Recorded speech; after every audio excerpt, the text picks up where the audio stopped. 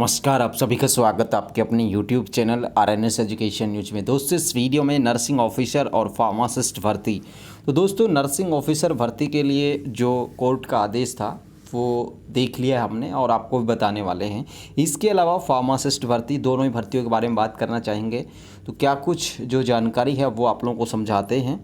तो आइए दोस्तों, वीडियो को शुरू करते हैं। सबसे पहले तो बताऊं, ये दैनिक भास्कर की जानकारी है। अभी का यहाँ पर दैनिक भास्कर ऐप पर ये अपडेट हुआ है। नर्सिंग ऑफिसर भर्ती भी अटकी, हाईकोर्ट ने चयन सूची जारी करने पर लगाई रोक। 8750 पदों पर होनी थी नियुक्ति। तो 8750 जो पद यहाँ पर किए गए थे नर्सिंग ऑफिसर के, उस पर यह भर्ती की जा रही है। और अब इस भर्ती में नया पेज जो है कल आया था, जब इस पर यहाँ पर कोर्ट ने अंतरिम रोक लगाई थी। पूरा बताते हैं कि हाई कोर्ट के आदेश में ऐसा क्या लिखा है। तो सबसे पहले तो आप लोग ये खबर देखिए, लिखित परीक्षा से भर्ती करवाने को लेकर के ये चुनौती दी गई थी कि मेरिट आधारित भर्तियां क्यों, लिखित परीक्षा क्यों नहीं। इसी को बेस बना करके ये याचिकाएं दाखिल की गई थी। और फार्मासिस्ट का तो आपको पता ही है, पहले ही हो चुका था 2 दिन पहले। और अब नर्सिंग ऑफिसर भर्ती भी कोर्ट में अटक गई है। कोर्ट ने नर्सिंग भर्ती में 20 जुलाई तक चयन सूची जारी करने पर रोक लगा दी है। 20 जुलाई तक ये चयन सूची जारी करने पर रोक लगा दी गई है। इससे करीब 8750 पदों पर भर्ती प्रक्रिया को झटका लगा है। निश्चित तौर पर इस तरीके की जो चीज़ें होती हैं हाई कोर्ट्स के द्वारा, उन पर भर्ती प्रक्रिया पर बहुत बुरा प्रभाव पड़ता है। जस्टिस मदन मोहन श्रीवास्तव और जस्टिस प्रवीण भटनागर की खंडपीठ, यानी कि 2 जजों की बेंच ने फार्मासिस्ट और नर्सिंग भर्ती मामले में एक साथ सुनवाई करेगी। यानी कि दोनों केसेस को टैग किया गया है। टैग का मतलब होता है साथियों, देखिए आपको समझाएं कोर्ट की भाषा में। टैग का मतलब है एक साथ। ये क्या होता है कि जैसे मान लीजिए आपका भी सेम मैटर है, मेरा भी सेम मैटर है, और दोनों ही सेम मैटर जब होते हैं तो उनको एक कर दिया जाता है, सेम मैटर्स को। अब फार्मासिस्ट में भी सेम मैटर है कि भाई लिखित परीक्षा क्यों नहीं। अब नर्सिंग ऑफिसर में भी सेम मैटर है, भाई लिखित परीक्षा क्यों नहीं। अब जैसे अलग अलग सुनेंगे तो कोर्ट का वक्त ख़राब होगा, ठीक है। क्योंकि कोर्ट में ऐसा नहीं है कि सिर्फ भर्तियों के मामले हैं, दीवानी, फौजदारी, बहुत सारे मामले हैं जिनको लेकर के कोर्ट में लाखों केसेज लंबित हैं। इसी वजह से कोर्ट क्या करता है, ऐसे मामलों में टैग कर देता है केस को, ठीक है। टैग का मतलब समझ गए होंगे, एक साथ कर देना। अगर सेम मैटर्स हों तो एक साथ कर देता। तो सेम मैटर्स हैं दोनों में, एक साथ इनको किया गया है। याचिकाकर्ता, आप सबको पता है कि भरत बेनीवाल ने याचिका लगाई थी, और ये याचिका बहुत पहले लग चुकी थी। आप लोग की जानकारी के लिए बता दें कि ये जनवरी 2023 में लग चुकी थी याचिका। उसके बाद 5-6 हियरिंग इस पर हो चुकी हैं। और याचिकाकर्ताओं के जो एडवोकेट थे आनंद शर्मा ने कि स्वास्थ्य और परिवार कल्याण संस्थान सीधे ही जनरल नर्सिंग और मिडवाइफरी या फिर उनके समकक्ष योग्यता प्राप्त अंकों के आधार पर नियुक्तियां दे रहा था। इसे हमने चुनौती देते हुए कोर्ट को बताया कि अलग अलग राज्यों की यूनिवर्सिटी का स्टडी पैटर्न, परीक्षा का तरीका, अंक देने का पैटर्न सब अलग होता है। ऐसे में केवल एकेडमिक डिग्री के अंकों के आधार पर नियुक्ति नहीं दी जानी चाहिए। देखिए, ये तो निश्चित तौर पर सही बात है कि हर जो स्टेट है, हर जो यूनिवर्सिटी है, उनका अलग अलग यहाँ पर मापदंड होता है। कहीं पे परसेंटेज बहुत ज़्यादा बन जाती है, कहीं पे बहुत कम बनते हैं। जैसे बीएससी नर्सिंग के जो बच्चे हैं उनको बहुत मेहनत करना पड़ता है, तब जाके उनके परसेंटेज बनते हैं। तो इस बात में तो कोई कहने में हर्ज नहीं है कि भाई ये चीज़ें सही नहीं है। लेकिन जब भर्ती प्रक्रियाएँ जारी हो चुकी हैं और जब उनका प्रोसेस बहुत तेज़ गति से चल रहा, तो बीच में ऐसी चीज़ें कहीं ना कहीं उन युवा अभ्यर्थियों के साथ एक तरीके से उनके साथ धोखा होता है कि वो सोचते हैं कि यार हमारी नौकरी लग रही थी, बीच में क्या चीज़ें हो गई। तो ऐसी बातों को लेकर के ये याचिकाएं लगाई गई थी कि लिखित परीक्षा क्यों नहीं। और कोर्ट ने नर्सिंग भर्ती को भी फार्मासिस्ट मामले के साथ टैग कर दिया, जैसे कि मैंने पहले ही बता दिया, ठीक है। हाई कोर्ट को यह भी बताया गया है कि एक तरफ तो संविदा की जो भर्ती है एनएचएम की, उसमें लिखित परीक्षा ली जा रही है, जबकि परमानेंट भर्ती में सीधे एकेडमिक और प्रोफेशनल जो अंक, डिग्री के अंक हैं, उनके आधार पर नियुक्ति दी जा रही है।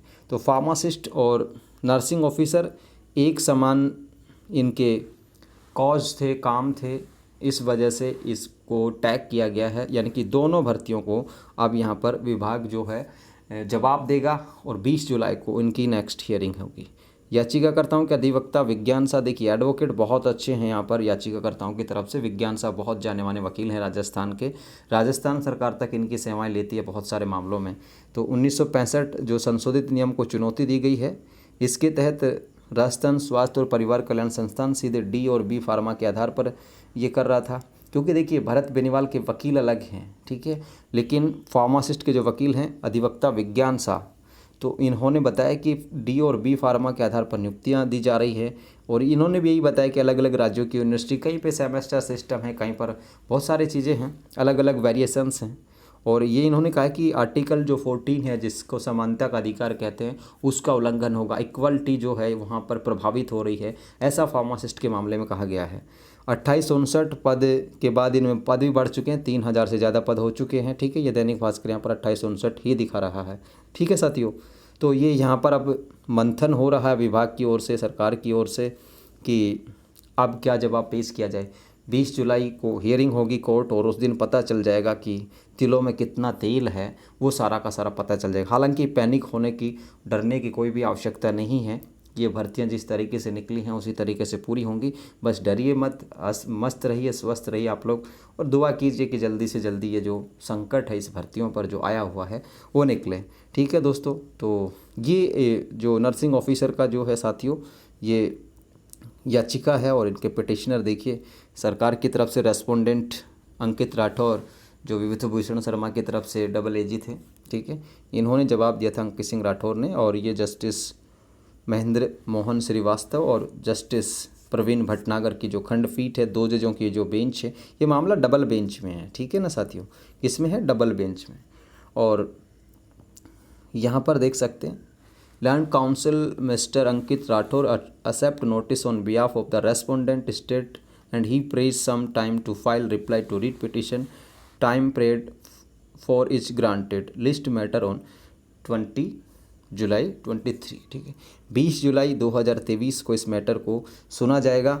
ठीक है, तो विद्वान अधिवक्ता, इसका अर्थ है विद्वान अधिवक्ता ने जो एक्सेप्ट किया है नोटिस को, और रेस्पोंडेंट जो है यहाँ पर स्टेट गवर्नमेंट है, और इसके द्वारा यहाँ पर जवाब पेश करने के लिए परमिशन मांगी गई है। File to reply to writ petition, याचिका का जवाब देने के लिए सरकार ने भी टाइम मांगा, और यहाँ पर ये टाइम जो है हाई कोर्ट की तरफ से दिया गया। तो इस कोर्ट में, इसमें बहुत सारा छोटी सी बात लिखी गई है, इश्यू नोटिस है यहाँ पर, तो रोक है यहाँ पर 20 जुलाई तक लिस्ट को जारी करने पर। ठीक है, और ऐसा ही फार्मासिस्ट के मामले में लिखा गया है।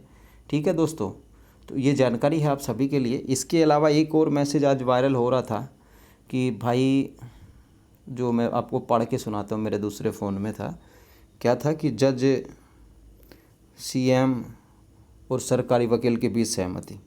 ठीक है, गवर्नमेंट जो एडवोकेट है, और इन्होंने बताया था कुछ 525 के 253 A 91 कैक है गए, सभी याचिकाएँ खारिज होंगी, और सरकार ने सहमति पत्र दे दिया। देखिए, वो जो मैसेज आप लोग वायरल कर रहे थे, जज, मुख्यमंत्री और सरकारी वकील, बिल्कुल फेक मैसेज था।